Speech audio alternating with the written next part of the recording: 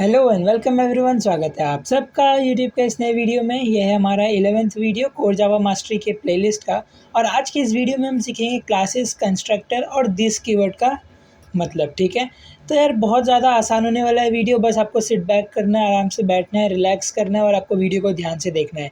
इस वीडियो के एंड तक मैं गारंटी लूँगा कि आप लोगों को सब कुछ समझ में आ जाएगा और आप इसको रियल लाइफ में प्रोग्रामिंग में इम्प्लीमेंट भी कर पाएंगे। ये मेरी प्रॉमिस है। बट इतना है कि आपको वीडियो के एंड तक इसमें बने रहना पड़ेगा। उससे पहले, स्टार्ट करने से पहले वीडियो को लाइक कर दें, चैनल को सब्सक्राइब कर दें। चलिए शुरू करते हैं। तो ठीक है, अब हम समझेंगे कि क्लास क्या होता है जावा के अंदर। ठीक है, तो जैसा कि आप एक छोटा सा डेफिनेशन यहाँ पे लिखा हुआ देख सकते हैं कि class is a template use to create object and to define data type and method.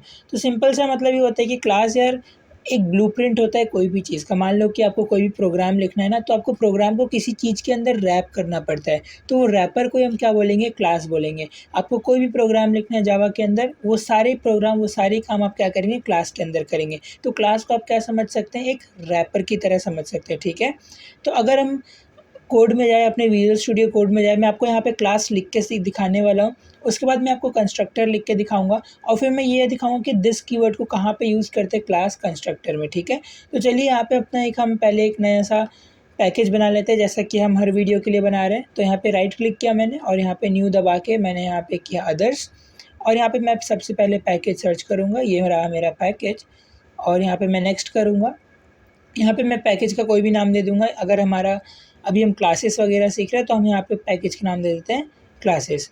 Alright, before classes हम पहले इसका नाम दे देते हैं 11th, क्योंकि हम ये हमारा 11th वीडियो है, तो इसलिए मैंने नाम इसका 11th रख दिया है। बाकी इसके अंदर हम अपना जो भी क्लास वास बनाएंगे उसका नाम हम क्या करेंगे? पैकेज दे देंगे। ठीक है, तो इस 11th वाले पैकेज के अंदर हम क्या करेंगे? न्यू करके एक जावा क्लास बनाते हैं।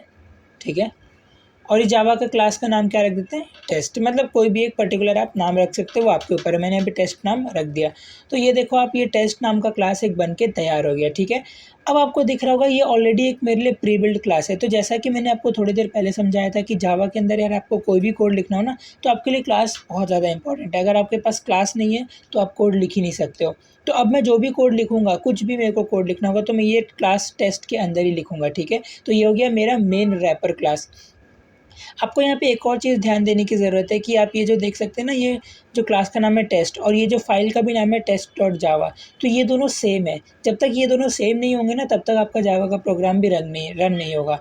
क्यों? क्योंकि जो जावा का कंपाइलर है वो क्या करता है? फ़ाइल का नाम देखता है और फिर वो फ़ाइल के नाम का ही जो क्लास है, फ़ाइल का ही जो नाम है ना, बेसिकली उसी नाम के क्लास को वो सर्च करता है अपने प्रोग्राम के अंदर।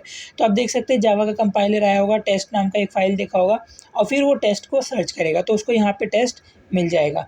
अब वो इस टेस्ट को एग्जीक्यूट करना स्टार्ट करेगा। उसको वो क्लास मिल गया, अब वो एग्जीक्यूट करेगा। तो सबसे पहले क्या करता है? एक मेन फंक्शन ले लेते हैं हम।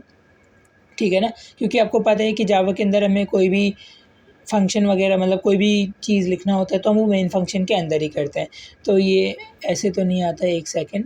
मेन फंक्शन के लिए आई गेस एक्लिप्स में मेन लिखना पड़ता है, जहाँ तक मुझे याद है। ठीक है, तो मेन लिखते हैं, control enter, main function. Alright, तो ये आ गया पब्लिक स्टैटिक वॉइड मेन। तो ये हो गया हमारा मेन फंक्शन। आप देख सकते हैं ये पब्लिक क्लास टेस्ट और ये हमारा मेन फंक्शन बन गया। अब अब मैं आप लोगों को बताऊंगा कि यहाँ पे कंस्ट्रक्टर्स वगैरह क्या होते हैं। ठीक है ना, तो कंस्ट्रक्टर्स वगैरह क्लास के वो फंक्शंस है जो ऑलरेडी प्री बिल्ट बनते हैं। मतलब आपने जैसे ये क्लास डिफाइन करा टेस्ट नाम का, उसी नाम का एक कंस्ट्रक्टर ऑलरेडी बन चुका है, कंपाइलर ऑलरेडी बना चुका है। वो हमें यहाँ पे दिख नहीं रहा है, लेकिन कंपाइलर जब कंपाइल करेगा तो वो ऑलरेडी एक बन चुका होगा। पर वो एक डिफ़ॉल्ट कंस्ट्रक्टर होगा। ठीक है, उससे हम कुछ काम नहीं कर सकते हैं। लेकिन अगर आपको यहाँ पे खुद का वो कंस्ट्रक्टर में कुछ पैरामीटर्स वगैरह डिफ़ाइन करने, तो आप वो काम कर सकते हैं। ठीक है, तो मैं आपको एक कंस्ट्रक्टर बना के दिखा देता हूँ कि यहाँ पे कंस्ट्रक्टर बनता क्यों और किस काम आता है। तो कंस्ट्रक्टर बनाने के लिए आपको क्या करना पड़ता है पता है? सिंपली आपको यहाँ पे लिखना पड़ता है टेस्ट। जो भी आपका क्लास का नाम है ना, उसी नाम को यहाँ पे वापस लिखना पड़ता है, ऐसे पैरेंथेसिस लगाना पड़ता है और ये हो गया आपका कंस्ट्रक्टर बन के तैयार। बस इसके आगे आपको क्या करना होगा? पब्लिक कीवर्ड का यूज़ करना पड़ेगा। ठीक है, ऑलराइट, ये कैपिटल टी होना चाहिए, मैं स्मॉल टी लिख रहा हूँ। ठीक है, तो हमारा क्लास का नाम टेस्ट है, तो अभी पब्लिक टेस्ट। क्योंकि आपको हमेशा ये बात याद रखना, जो कंस्ट्रक्टर होता है वो हमेशा पब्लिक टाइप होता है। ये इंटरव्यू में बार बार पूछा जाता है कि कंस्ट्रक्टर का टाइप क्या होता है, तो आपको याद रखना होगा पब्लिक होगा। ठीक है, अब आते हैं वीडियो के सबसे इंपॉर्टेंट पार्ट में, जहाँ पे हम ये समझेंगे कि कंस्ट्रक्टर जो है इसका काम क्या है, ठीक है, इसको हम यूज़ कहाँ पे करते हैं।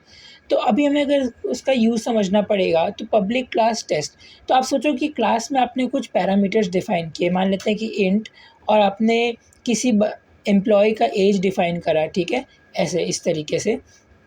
मान लेते हैं कि आपने स्ट्रिंग बोल के किसी बंदे का यहाँ पे नाम भी डिफ़ाइन कर दिया बेसिकली, ठीक है। और अब मान लेते हैं कि कोई एक और चीज़ पैरामीटर ले लेते हैं कि इंट, और ऐसा सोच लो कि सैलरी, ठीक है ना, सैलरी, तो कुछ इस तरीके से आएगा, सैलरी होना चाहिए, ठीक है। तो कुछ इस तरीके से हमने 3 पैरामीटर्स यहाँ पे डिफ़ाइन कर दिए। अब आप ये सोचो, अब आपको बहुत ध्यान से देखना पड़ेगा, ये जो 3 पैरामीटर मैंने बनाए, जो 3 वेरिएबल बनाए हैं, ये 3 वेरिएबल है क्लास के वेरिएबल, ये मैंने किसी फ़ंक्शन के अंदर नहीं बनाए हैं, ठीक है ना। तो ये पूरे क्लास के थ्रू क्या होगा, वैलिड रहेगा, आप इसको कहीं भी यूज़ कर सकते हैं। अब अगर आपको ये 3 वेरिएबल को इनिशिएट करना है, क्योंकि अभी मैंने सिर्फ बना दिया ना, अभी मैंने इनिशिएट नहीं करा। अगर मुझे इसको इनिशिएट करना है तो इनिशिएट करने के लिए मैं क्या करूँगा, कंस्ट्रक्टर में आके इसको इनिशिएट कर सकता हूँ। और इनिशिएशन के लिए क्या होता है, हमारा दिस कीवर्ड का यूज़ आता है, ठीक है ना। तो आप ऐसे समझो कि अब मेरे को यहाँ पे एज को इनिशिएट करना है, ठीक है। तो बेसिकली अब मैं यहाँ पे पब्लिक स्टैटिक वॉइड मेन में मैं क्या करूँगा, अब देखना इनिशिएट कैसे करने वाला हूँ। मैं आपको थोड़ा-सा पहले इसका बैकग्राउंड बताता हूँ कि आप ये क्या करोगे, ये कंस्ट्रक्टर को कॉल करोगे। ये कंस्ट्रक्टर को आप कॉल कैसे करोगे, आप टेस्ट, ठीक है, और एक ऑब्जेक्ट बनाओगे, obj1 नाम का एक ऑब्जेक्ट बना लिया, ठीक है। हमेशा याद रखना कि क्लासेस का हमेशा ऑब्जेक्ट बनता है। तो ये जो टेस्ट मैंने लिखा है ना, तो ये मैंने क्लास का नाम लिखा है, ये देखो टेस्ट, क्लास का नाम लिखो और फिर ऑब्जेक्ट1, अब फिर इज़ इक्वल टू न्यू, और फिर यहाँ पे हम टेस्ट लिखेंगे। अब ये जो टेस्ट है ना, यहाँ पे मैं ये फंक्शन को कॉल करूँगा, ठीक है ना, कुछ इस तरीके से।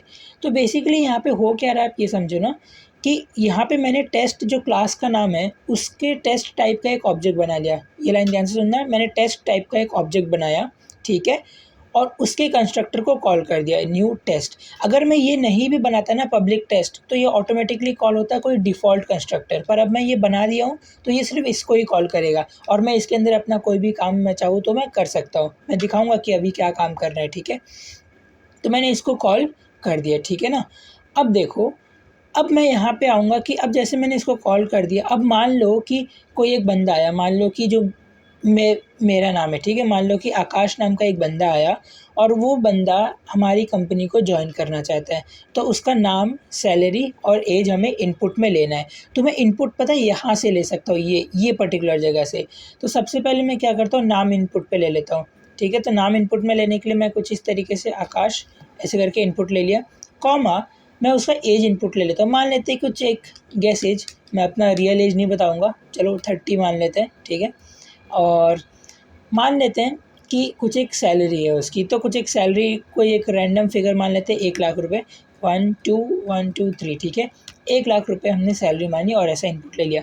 अब ये जो इनपुट लिया है वो इन सब में सेट हो जाना चाहिए, क्योंकि एज, नेम और सैलरी यहाँ हमने पास किया, और ये जो तीनों पास किया वो इन सब में सेट हो जाएगा। नेम में आकाश आ जाएगा, एज में 30 आ जाएगा, सैलरी में 1,00,000 आ जाएगा। पर अभी आएगा नहीं, मैं आपको बताऊँगा ये कैसे आएगा। तो सबसे पहले आपको यहाँ पे सेट करना पड़ेगा। तो आपने यहाँ पे ये जो पैरामीटर्स पास किए हैं, इन पैरामीटर को यहाँ रिसीव भी तो करना पड़ेगा। तो इन पैरामीटर को यहाँ रिसीव करने के लिए आप क्या कर सकते हो, कुछ भी ले सकते हो। नेम के लिए मैंने एन ले लिया, एज के लिए मैं ए ले लेता हूँ, और सैलरी के लिए मैं एस ले लेता हूँ, ठीक है। अब यहाँ पे आपको सेट करना पड़ेगा, ठीक है। पर यहाँ पे आपने जो नेम लिया, नेम का टाइप क्या है, स्ट्रिंग, तो यहाँ पे आपको स्ट्रिंग डिफाइन करना पड़ेगा। जो आपने एज लिया, एज का टाइप क्या है, इंट, तो यहाँ पे आपको इंट डिफाइन करना पड़ेगा।